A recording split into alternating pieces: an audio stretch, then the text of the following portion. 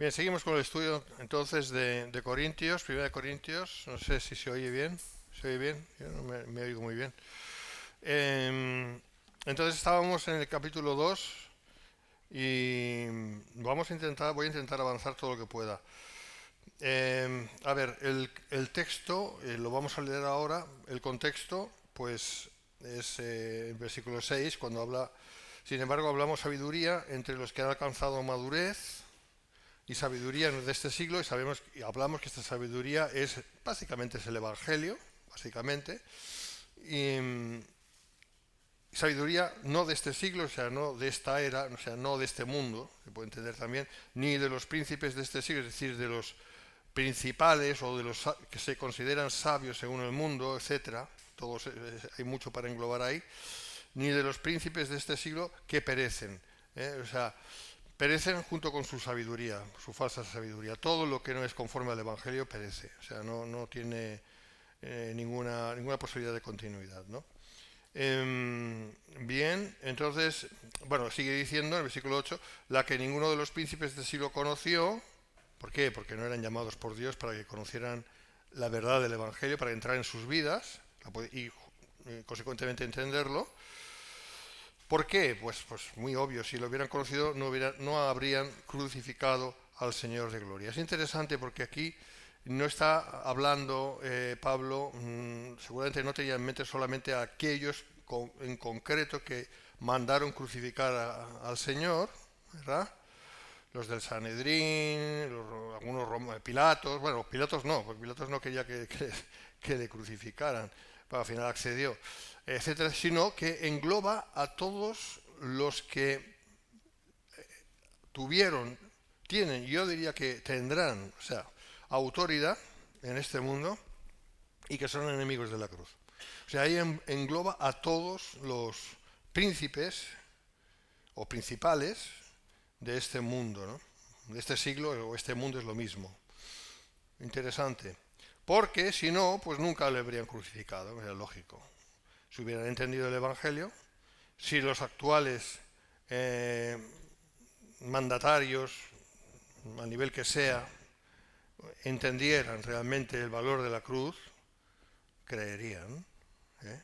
Y si hubieran estado en aquel tiempo, pues nunca hubieran mandado crucificar al Señor. Eso es obvio, ¿no? Y esto es lo que intenta decir Pablo sin más. Ahora, aquí viene la cuestión. Antes bien, como está escrito, vamos a leerlo esto, cosas que ojo no vio ni oído oyó, es decir, cosas que ojo no vio, o sea, el ser humano no ha podido verlo, ni oído tampoco, el oído del ser humano tampoco puede escucharlo entendiéndolo, se entiende entendiéndolo, ni ha subido en el corazón de hombre, eso es lo mismo, son las que Dios ha preparado para los que le aman. Es decir, aquí veremos algo interesante y que seguramente nos despojará de alguna idea demasiado mística, porque esto es mucho más real de lo que, mucho más de entenderlo, mucho más de aquí de lo que parece. Pero no me quiero adelantar, poco a poco. Vamos a ir viendo, como está escrito. Está escrito, es una adaptación libre de Isaías 64:6 y 65:17, que dice, ni han subido en corazón de hombre, es decir, que a nadie se le ha podido ocurrir. ¿Vale? Fíjate, si no se le ocurrió a Lucifer, al diablo, si no se le ocurrió, si no, nunca hubiera enviado, nunca hubiera empujado para enviar a Jesús a la cruz, claro, lógico, sabiendo que eso iba luego a ser motivo de salvación de los escogidos, ¿no?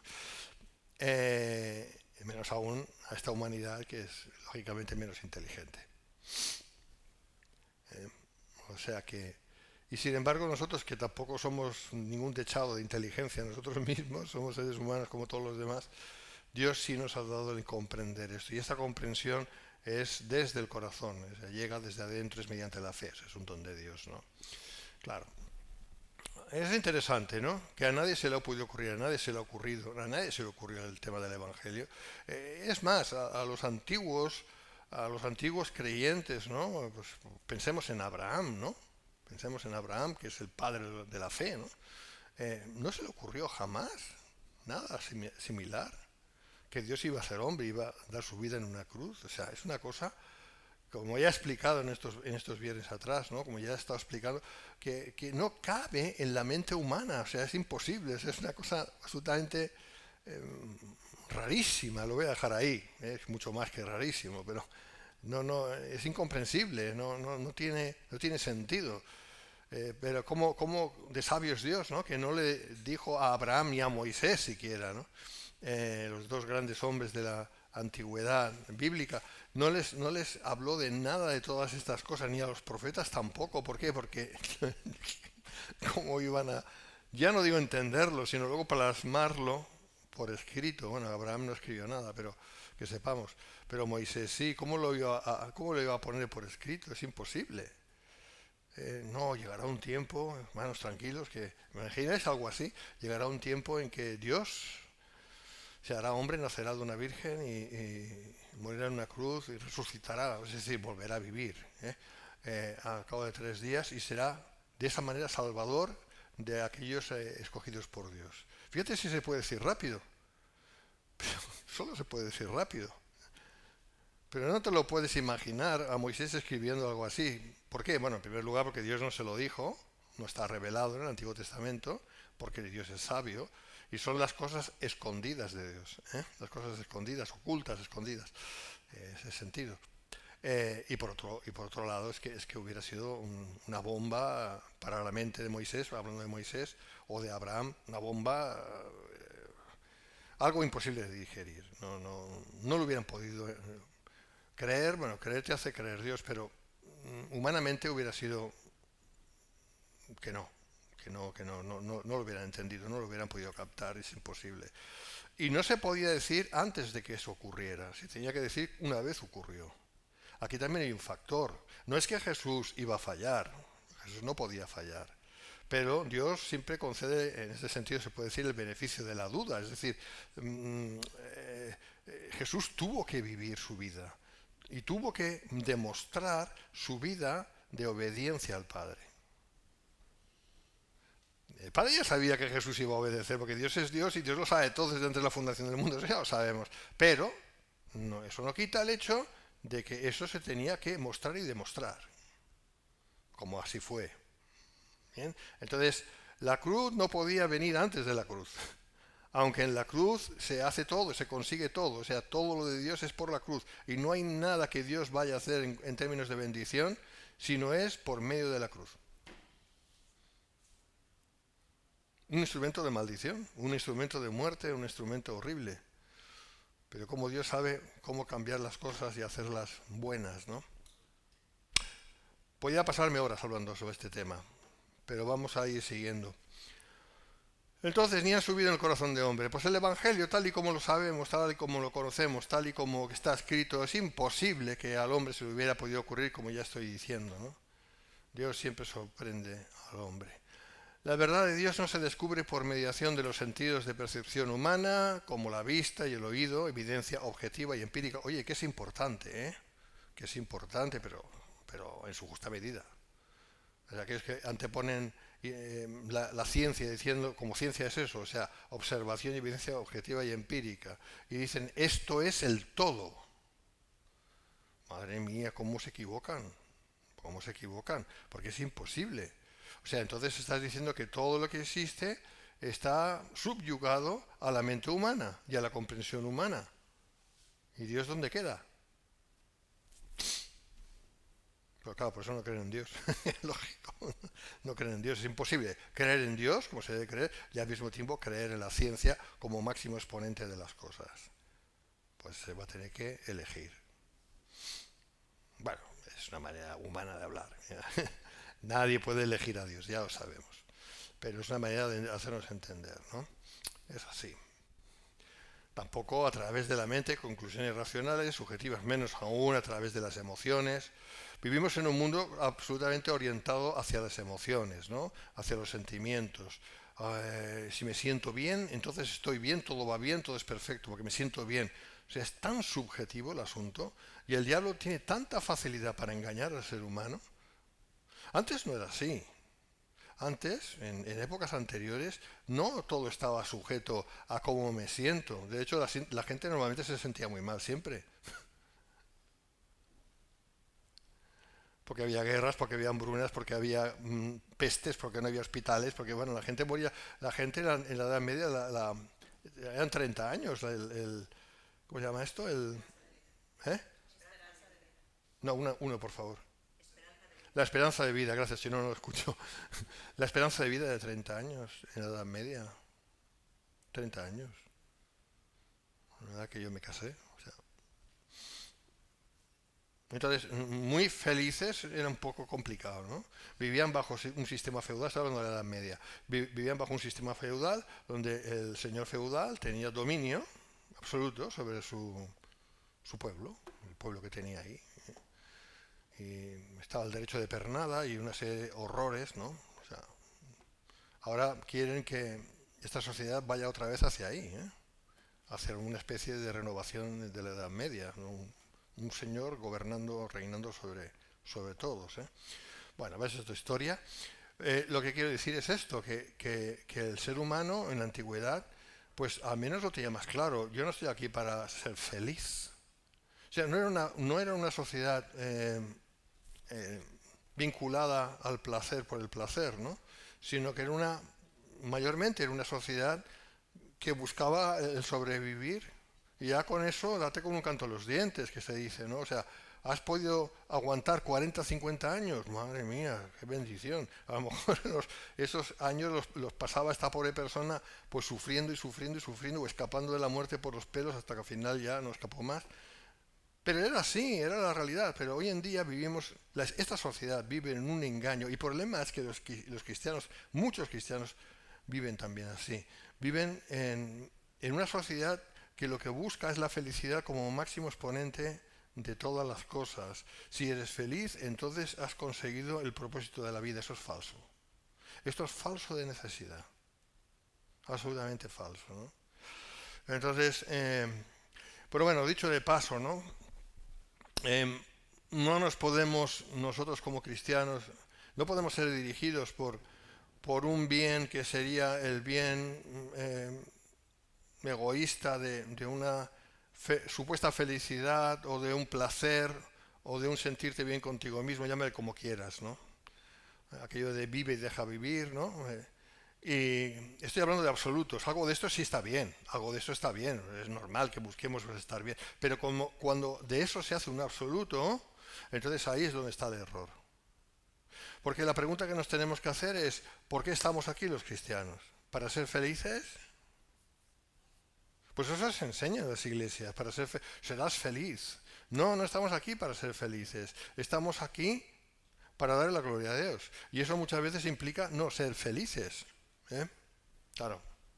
De eso voy a ir hablando un poco más, así, o sea, porque esto es muy importante. Tenemos que tener claros los conceptos, ¿no? Muy claros los conceptos. Estaba escuchando una predicación hace poco, porque Conchi me dijo, escúchala, y yo dije, vale, a la orden, ¿no? Lo escuché.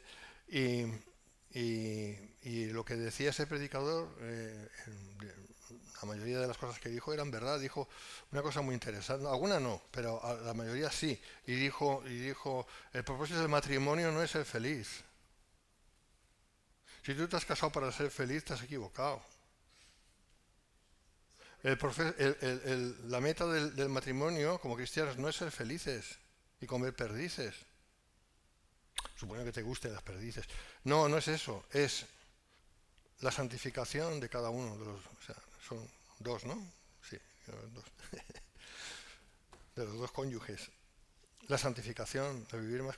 Entonces, claro que se pasa mal, claro que hay dificultades, se pasa mal. Claro que hay dificultades en el matrimonio, no todo es de color de rosa. ¿Pero por qué? Pues porque en realidad es una institución que nos ayuda a pulirnos, ¿no? Y a buscar más de Dios y ser más como Dios. Ese es el propósito, ¿no? Y para los solteros, pues bueno, los solteros ya tienen sus propias dificultades también. O sea, en realidad la vida cristiana es una vida que no debe buscar las cosas agradables, sino la profundidad del Evangelio.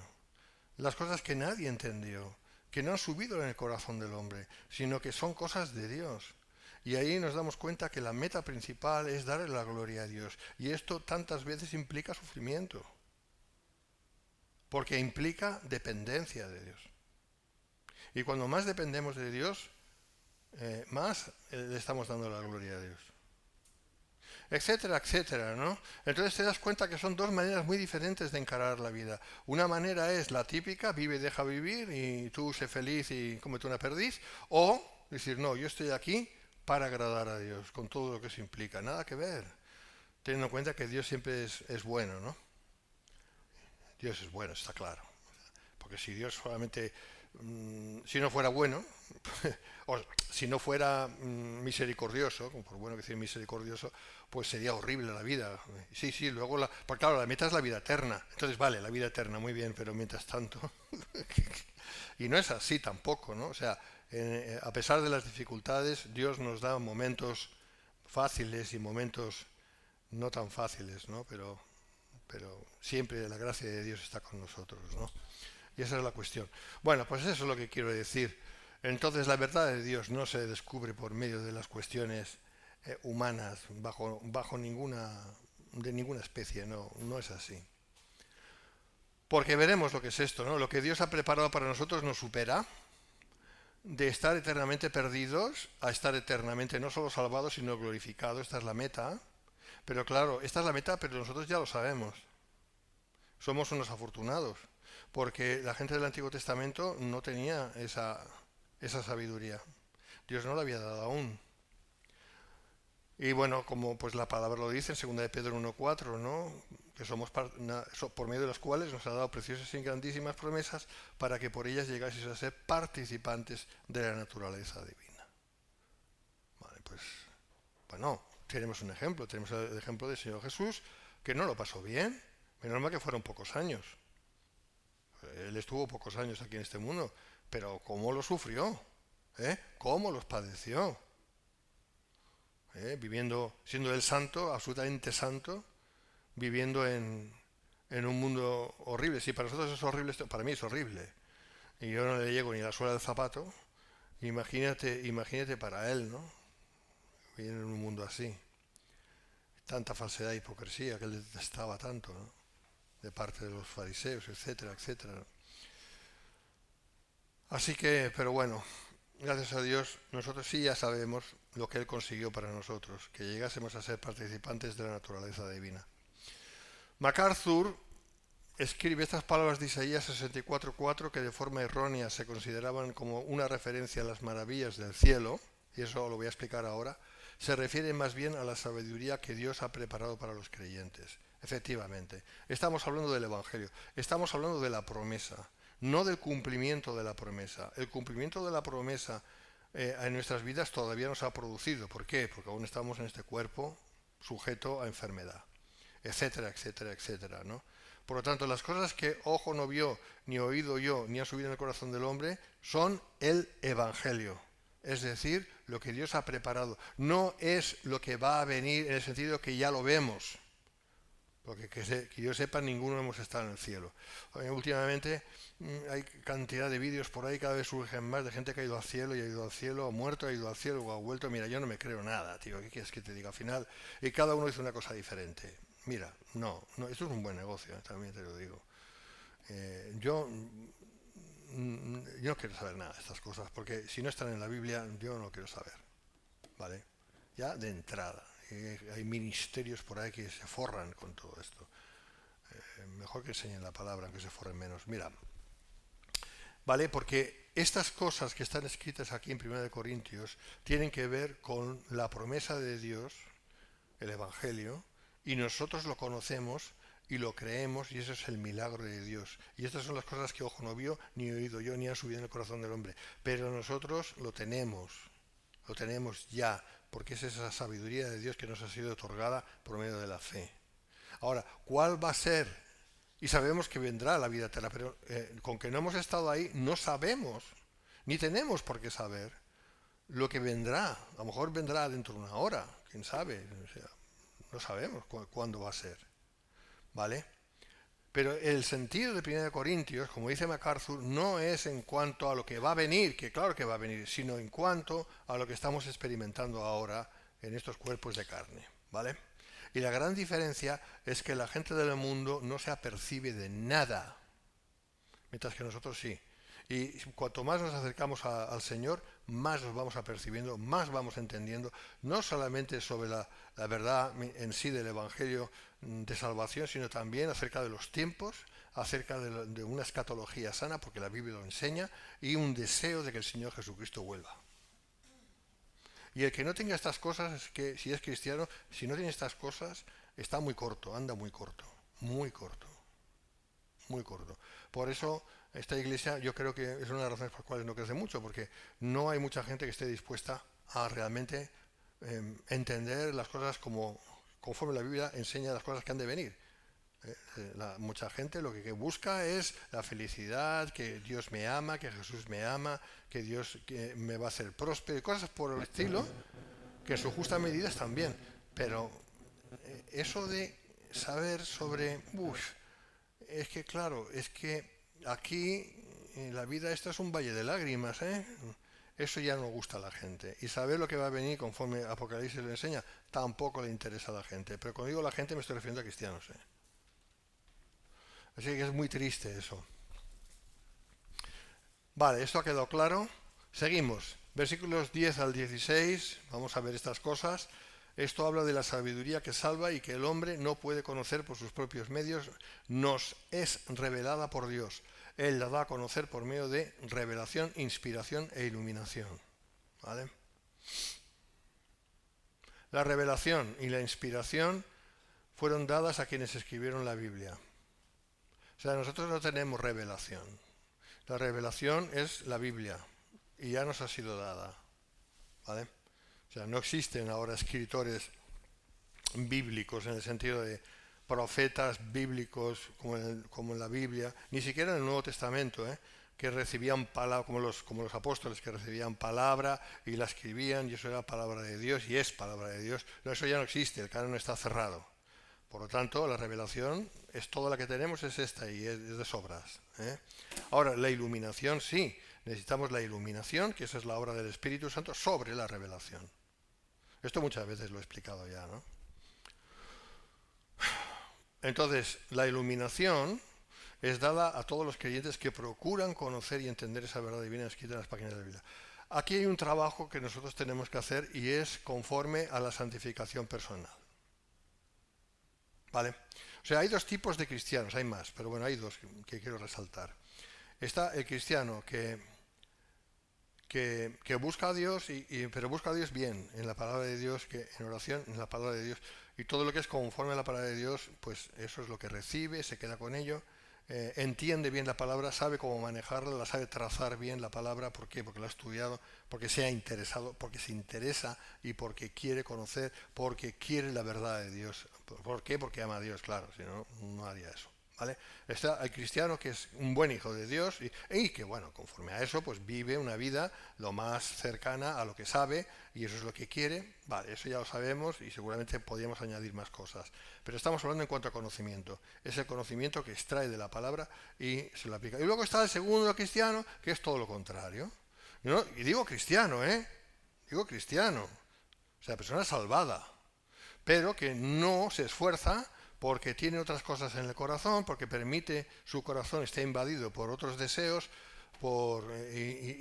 ilegítimos, si no estoy hablando de pecado, no estoy hablando de nada, sino, por ejemplo, pues es que para mí es muy importante mi carrera, o para mí es muy importante mi relación, o mi matrimonio, y anteponer el matrimonio a realmente buscar a Dios y lo que es de Dios, o a la carrera de estudio, una carrera antes que a Dios, o el trabajo, o cualquier cosa.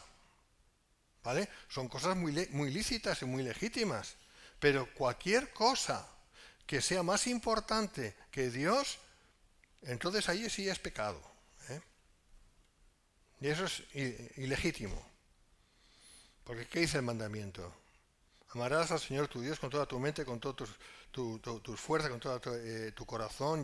Bueno, ese es el primer mandamiento, ahí me quedo, ¿no? ¿Vale? Entonces no están cumpliendo con ese mandamiento, no porque no puedan, porque nadie puede, es con la gracia de Dios, sino también porque no quieren, porque les es más cómodo estar en su rinconcito cómodo. Otra vez, quizás porque no han entendido que la vida cristiana no es para ser feliz o buscar la felicidad. Cuanto más nos esforzamos en buscar la felicidad, menos la obtenemos.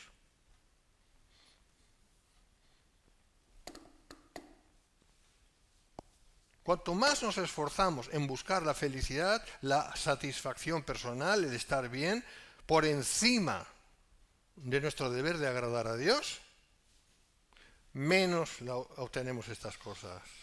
Porque Dios no nos malcría. Pero muchas veces yo entiendo que esto es sencillamente que no hemos entendido bien el orden de las cuestiones. No lo hemos entendido bien. Si muchas veces yo pienso que no es por maldad, es por desconocimiento. Pero es desconocimiento porque tampoco se ha buscado suficientemente en la palabra de Dios la verdad. O sea, es la pescadilla que se muerde la cola. Pero llega un momento en que eso se tiene que romper por algún sitio. ¿Me entendéis? En algún momento tiene que haber un inicio, no un seguir dando vueltas al mismo asunto. O sea, tiene que haber un inicio, un nuevo inicio. Y yo entiendo, porque me ha ayudado mucho el saber esto, el pensar y meditar sobre esto.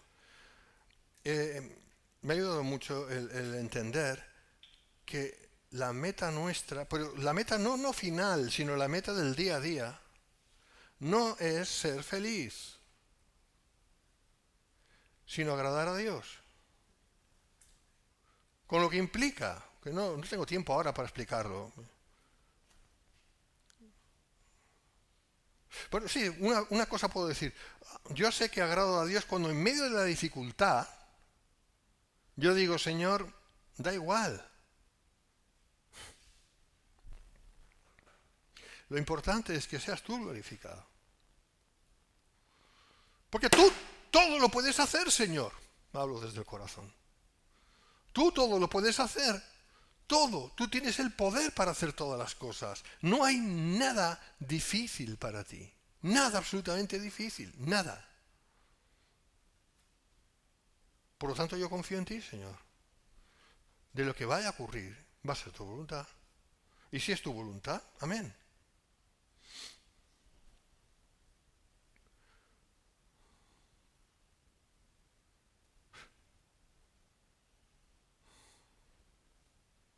Entonces, en la medida en que voy entendiendo, ¿no? En la medida en que mi propósito no es satisfacerme a mí mismo, o que ser satisfecho, vamos a decirlo así, sino que Dios sea satisfecho, en esa misma medida yo tengo la gracia de Dios para seguir adelante. Esa es la verdad. Y en el día a día tenemos la oportunidad de fallar o no fallar. El hecho de saber esto no significa que uno tenga toda la luz sobre esto, pero es verdad también que conforme se va obedeciendo en lo poco que sabes, vas entendiendo más, vas entendiendo más.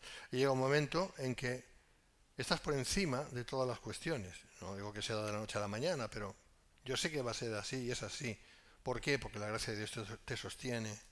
Porque no es que Dios te quiera infeliz o te quiera mal, que estés mal, porque sí, como si esto es un mérito en sí mismo, que es la idea católica. No es eso, no es eso.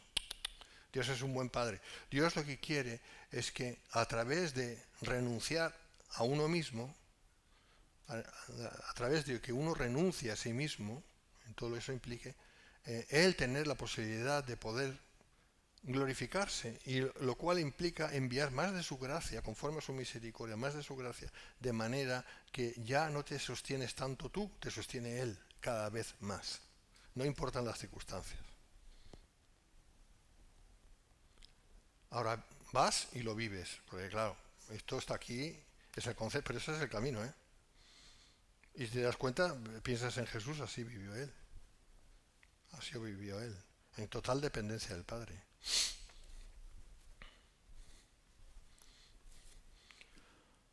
El Espíritu Santo.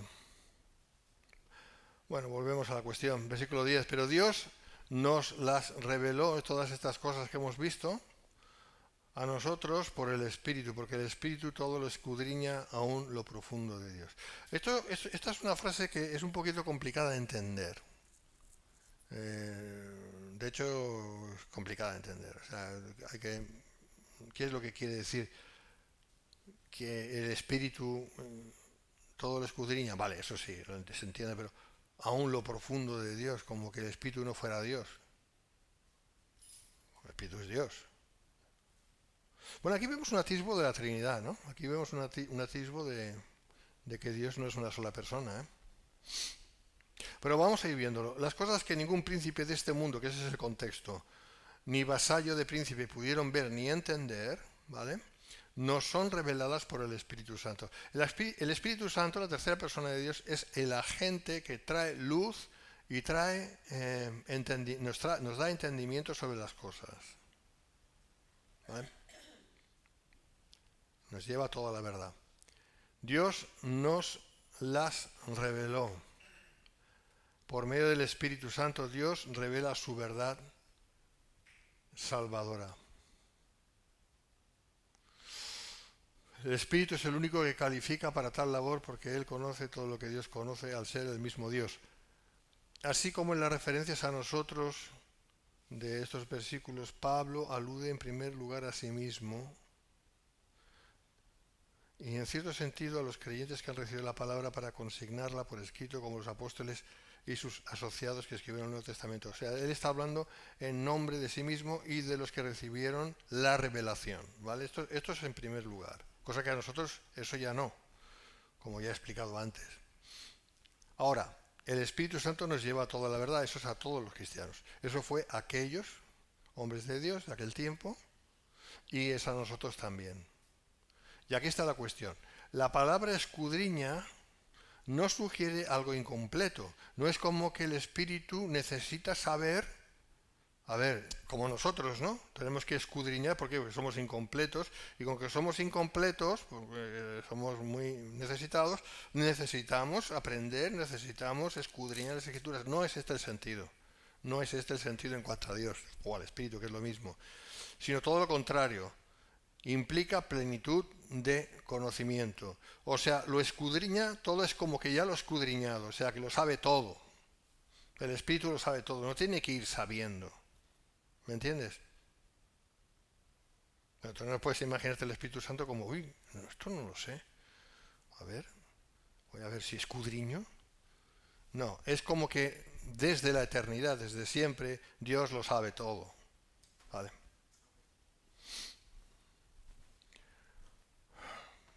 Bueno, el ejemplo que da Pablo es este, versículo 11, porque ¿quién de los hombres sabe las cosas del hombre sino el espíritu del hombre que está en él?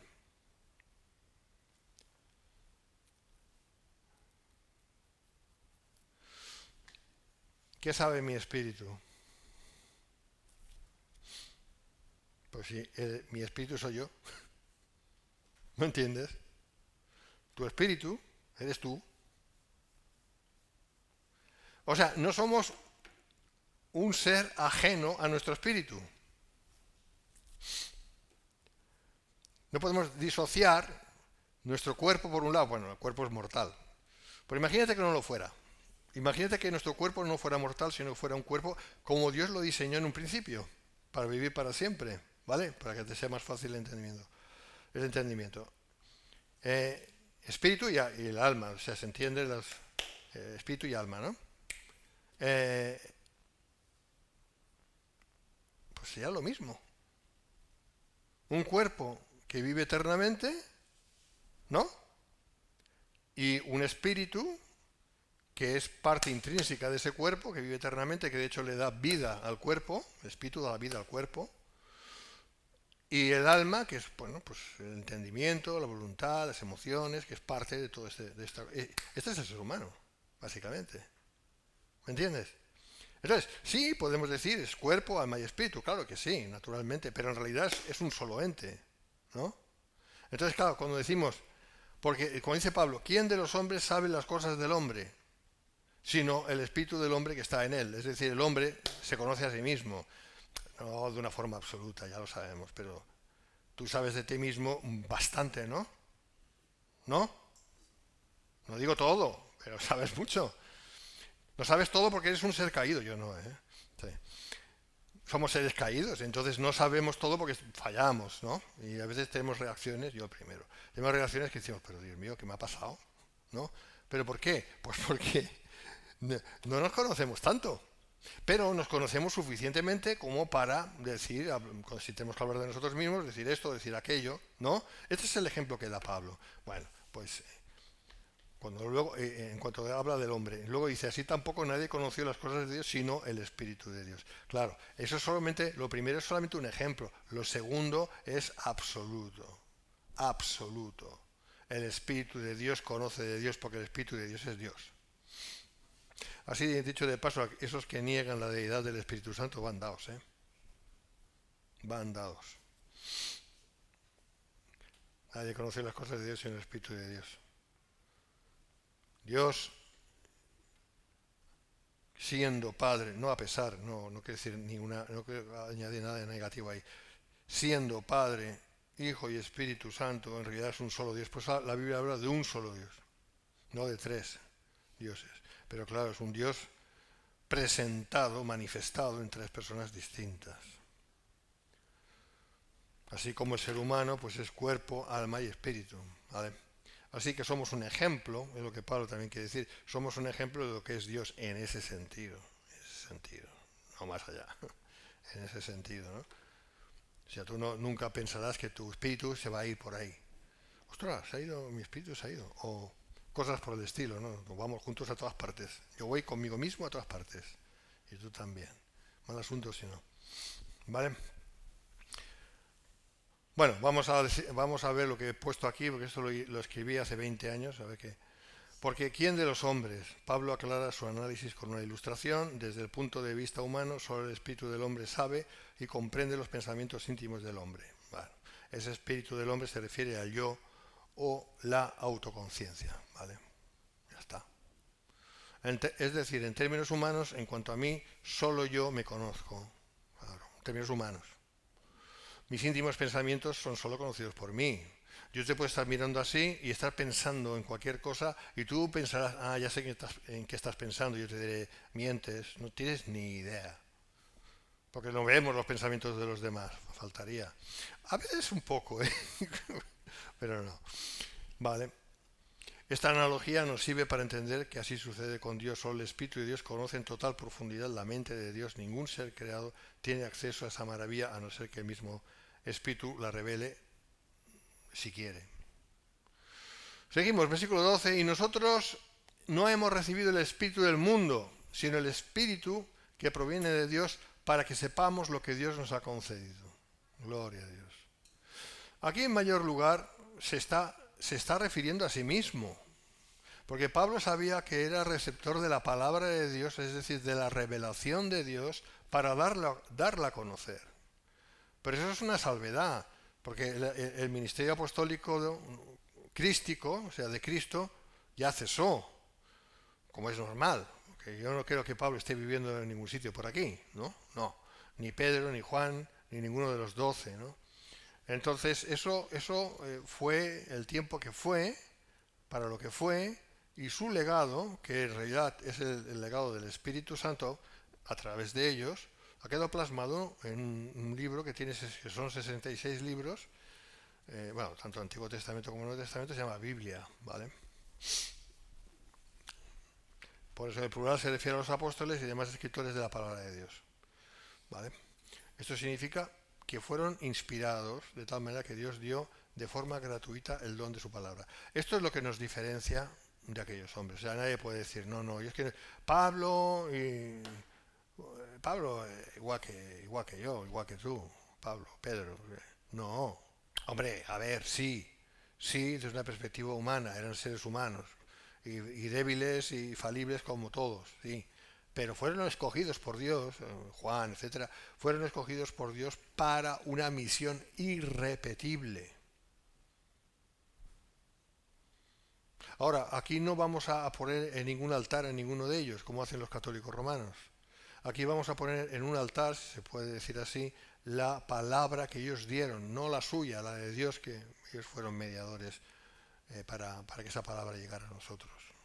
Es la palabra en la que ensalzamos. Ese es el legado protestante, si lo ves. Son la escritura. ¿vale? Cuando te digan sola escritura, tú di amén, ¿vale? Sola fide, etcétera. Vale.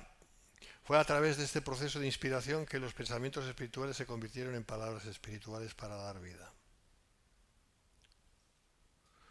Por otro lado, a través de Cristo recibimos el Espíritu Santo, el cual nos revela lo que Dios nos ha concedido gratuitamente. Añade el griego original, lo que Dios nos ha concedido gratuitamente. Es lo que dice el griego original.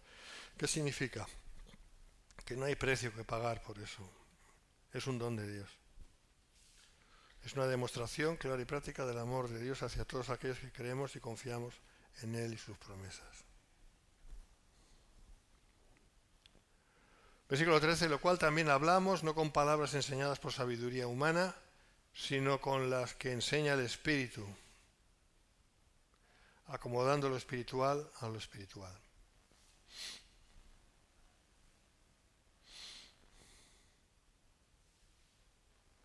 Nosotros solo somos mensajeros de las palabras. Nosotros repetimos lo que nos ha sido dado, lo que entendemos. Somos mensajeros. Nadie puede atribuirse nada más que eso.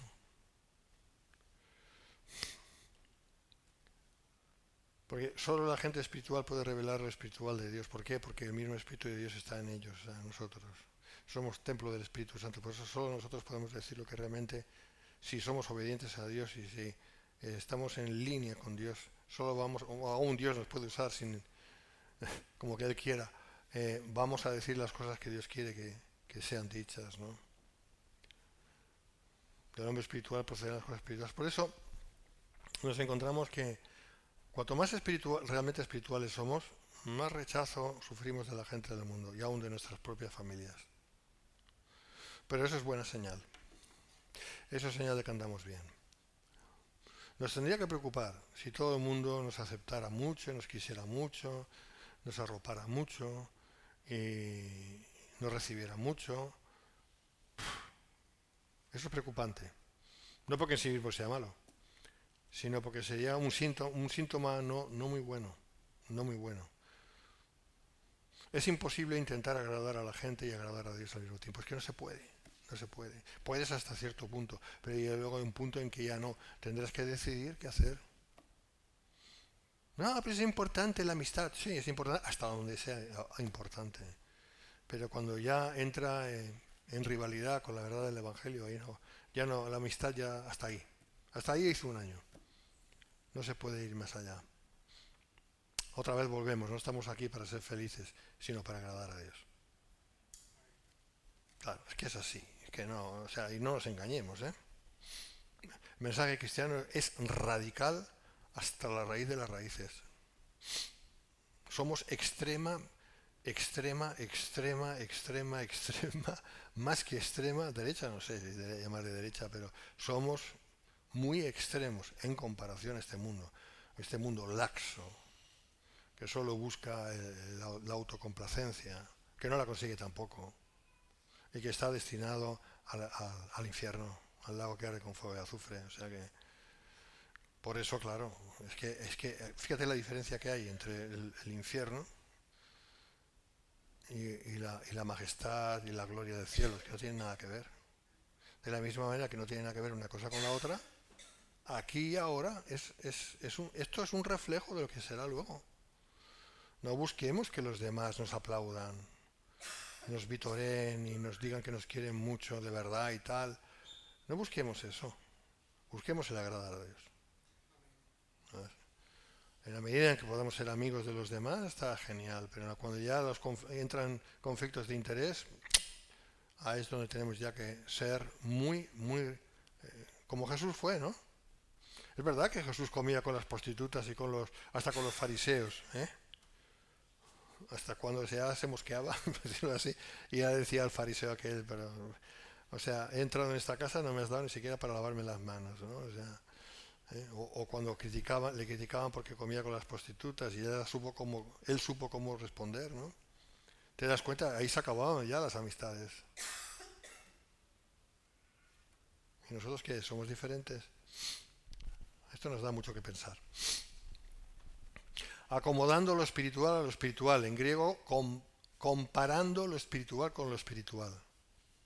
es decir, expresando las realidades espirituales con términos espirituales.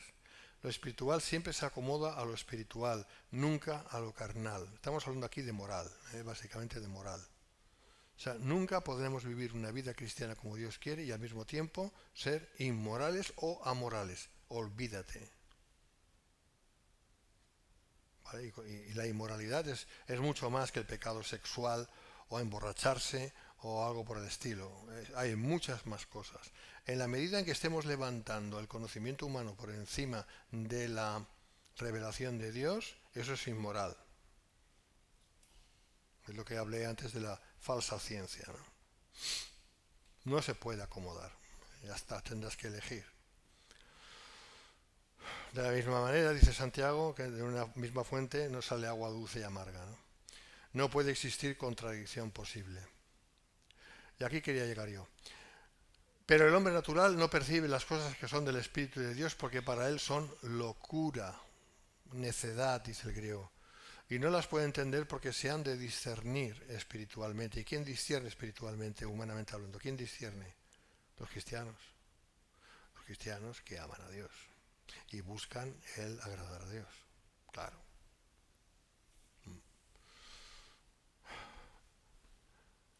Y no las puede entender porque se han de discernir espiritualmente. En cambio, el espiritual juzga todas las cosas, vamos a entender bien esto, pero él no es juzgado de nadie. Es decir, no es comprendido por nadie. Eso es lo que quiere decir. O el juicio que se hace a un cristiano que realmente vive rectamente es un juicio errado. Bueno, aquí Pablo compara un tipo de hombre con otro de manera muy definitiva. El hombre natural en griego literalmente es el hombre animal.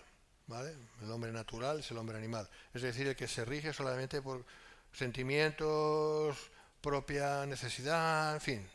¿Vale? Como un animal, no muy diferente a un animal, que va buscando lo suyo. ¿Vale? La ley de la selva y todo eso. Es un inconverso, que a lo mejor como ser humano pues tendrá algunos matices de no, hay que ser buena persona, hay que, sí, hasta que sus intereses se ponen por en medio, entonces se le acaba ya el ser buena persona y se le acaba todo, porque sus intereses van delante, ¿vale? O sea que encima es hipócrita, ¿vale? El que aunque diga que es cristiano no lo es porque no tiene el Espíritu Santo. Bueno, pues entra dentro de la categoría de hombre animal, aunque tenga conocimiento de las cosas de Dios y las use, pero Dios conoce a quién es suyo y quién no. Vale. Para este tipo de hombre, las cosas del Espíritu son inalcanzables en sus propias fuerzas. No puede entender nada. Nada, definitivamente, que sea sustancialmente de Dios. No lo puede entender. Para el hombre empecinado en su impiedad, las cosas de Dios son una estupidez, son locura, son necedad. Solo a través del Espíritu podemos entender lo que es del Espíritu, porque se han de discernir o entender o captar, ¿verdad? Ese es el mismo sentido, espiritualmente. MacArthur dice, mediante la iluminación de la palabra, el Espíritu Santo suministra a sus santos la capacidad para discernir la verdad divina, aquella que los muertos en sentido espiritual son incapaces de comprender. Podemos tener aquí al más sabio de los sabios, más entendido en las cosas empíricas, supuestamente demostrables, ¿vale? Vamos a imaginar que tenemos aquí un super Einstein, ¿no? Un super Einstein. Sabéis quién fue Einstein, ¿no? Pero un super Einstein, o sea, capaz con todo el conocimiento humano, ¿vale? Que no existe alguien así, pero imagínatelo, un tipo que es la repera, sabe de todo, todo, y ya está, ¿no?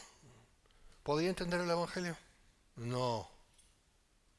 ¿Por qué? Porque no tiene el canal para que la verdad del Evangelio pueda entrar en su vida. Ese canal se llama fe. Así que no os dejéis impresionar por todos aquellos que parece que son tan sabios y tan conocedores de las cosas. No, porque no van a ningún sitio. Y van a acabar donde tengan que acabar. No tienen a Cristo. Bueno, no podemos que la gente inconversa pueda entender nuestra fe. No se puede hacer. Yo por años y años me esforcé que mi familia entendiera y cada vez fue peor. Y cada vez fue peor y el resultado ha sido nefasto. Me han odiado más. Porque yo tenía la mente arminiana y todo eso que se dice. No, nunca podrán entenderlo. Solo si reciben a Cristo, o sea, si el Padre les ofrece a Cristo y ellos reciben a Cristo. El hombre carnal no puede percibir las cosas espirituales como el ciego no puede ver un paisaje o el sordo no puede escuchar una bella sinfonía.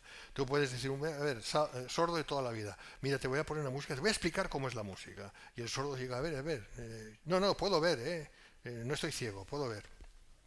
Vale, mira, bueno, no dice a ver porque, claro, si está sordo no puede escuchar, claro, es verdad. Pero tú imagínatelo, ¿no? Y está ahí, un tipo ahí intentando expresarle, y el sordo solo le ve y dice, ¿qué hace? Está loco. No sé qué hace, está moviendo así. Porque el otro le está explicando la música, y le pone música, pero claro, si está sordo no puede ni escuchar la música ni la enseñanza de cómo es la música. Y el otro está así, un director de orquesta, y el sordo está ahí viéndole y dice, es que sí, no sé de qué habla. Pues así es la gente del mundo con respecto al Evangelio. Ahora, es verdad que Dios nos dice que tenemos que hablar ese Evangelio. Y algunos entenderán, muy pocos, o hasta cierto punto. Pero el resto estarán escuchando eso y no lo pueden discernir. Como un sordo no puede discernir lo que es la música que nunca la ha escuchado. Este es el ejemplo. Por lo tanto, esta es la realidad. Sin embargo, tenemos que hablar el Evangelio. Bueno, pues ya está. Nacer de Dios es lo único. Entonces el espiritual escudriña todas las cosas, pero él no es juzgado, que es lo que seguimos viendo ahí, ¿no? Es decir, escudriñado por nadie, captado, entendido por nadie. La gente, tú como cristiano, no esperes que la gente te entienda, no te va a entender. Y cada vez es peor, cada vez más claro. No te voy a dar un ejemplo porque es muy tarde y no te lo voy a dar, pero es así. Alguien muy cercano a mí, de Barcelona, y cómo la gente ha cambiado en pocos años. Todo el mundo pensaba que aquello, lo que sea, es un pecado y ahora lo aceptan como que es una virtud. O sea, es una cosa increíble, ¿no? Entonces, a mí no me puede entender. Yo le explicaba, mira, esto, no lo puede entender, no lo puede entender. Si no puede entender algo así, imagínate el Evangelio. ¿Vale? Yo, como cristiano, entiendo todo esto. Para mí es el ABC, vamos, que es tan sencillo. Y ves que una persona que incluso en lo natural es más inteligente que yo, más preparado y más, no entiende nada. Pero encima no quiere entender tampoco. O sea, son las dos cosas, ¿no? O sea, le da igual, lo rechaza.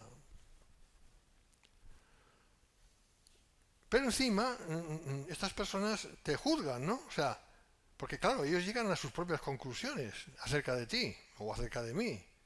Y entonces dices, el mundo está loco, ¿no? Y efectivamente así es, ¿no? En otras palabras, las conclusiones a las que los inconversos lleguen respecto a la verdadera espiritualidad de los creyentes serán semejantes a los palos de ciego, que no lo he leído, pero ahí está escrito, ya lo podrás ver. Como es obvio, los incrédulos pueden reconocer los fallos y los defectos de los creyentes. Eso sí, esos son muy rápidos. Y tú eres cristiano y dices esto y pueden tener razón. De que has metido la pata o que no somos perfectos y se agarran ahí como que, ¿sabes? Pero no son capaces de evaluar su naturaleza verdadera como personas espirituales que han sido transformadas en hijos e hijas de Dios. Por eso te acusan más. Por eso te acusan más. Porque no saben discernir que tú eres verdaderamente un hijo o una hija de Dios. No te pueden evaluar porque no saben. Lo desconocen. Solo ven lo que ven. Y lo que ven, obviamente todo es malo. Porque si todo es malo en nosotros. Claro. Y tú te esfuerzas ahí en ser bueno, no te esfuerces tanto, sé tú mismo, ya está, porque siempre te van a ver mal, o sea, es lo que hay. El hombre natural no puede entender al hombre espiritual, por eso no nos enfademos ni decaigamos, ¿no? El juicio de ellos es a menudo un juicio de condenación, sin embargo para nosotros no hay condenación para los que estamos en Cristo Jesús, Romanos 8:1. Ya para ir acabando esto, porque ¿quién conoció la mente del Señor? ¿Quién le instruirá? mas nosotros tenemos la mente de Cristo. ¿Quién conoció? Es una cita de Isaías 40, 13, 14. ¿Quién enseñó al Espíritu de Jehová o le aconsejó enseñándole? ¿A quién pidió consejo para ser avisado? Son preguntas retóricas, lógicamente. Bueno, pues esto señala la ignorancia que tiene el hombre natural de la mente de Dios, es decir, de sus pensamientos, intenciones, sentimientos, voluntad, etc.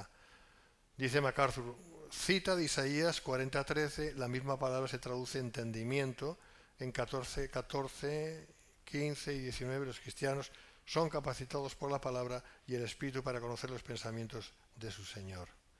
Nosotros tenemos la mente de Cristo. A ver, es el pensamiento de Cristo, ¿vale? Tenemos la mente de Cristo, la forma de pensar de Cristo, a través del Espíritu de Cristo. No viene de nosotros. Nunca se hubiera originado en nosotros por nosotros mismos. Nos ha sido dado. Eso está claro. Eso es consecuencia de haber nacido de nuevo, ¿no? Segunda de Corintios 5:17, si alguno está en Cristo, nueva criatura es, las cosas viejas pasaron y aquí todas son hechas nuevas. Entonces, conforme vamos avanzando en la vida cristiana, ya no pensamos de la forma que solíamos hacerlo antes, vamos cambiando. Nuestra forma de pensar es diferente, guiada por la fe que obra por el amor, ¿no? Gálatas 5:6. Y esa tiene que ser la manera de ir avanzando.